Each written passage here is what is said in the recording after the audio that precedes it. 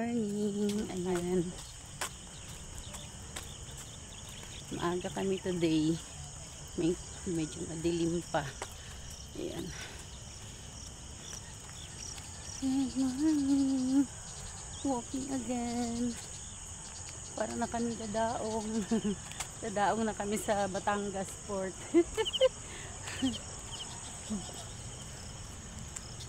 Kasi ganito yung itsura ng pag sumasakay ka sa barko, guys. Pag padaong ka na, marami ka nang makikitang mga lights. Yan. Para nang padaong sa port. Yan.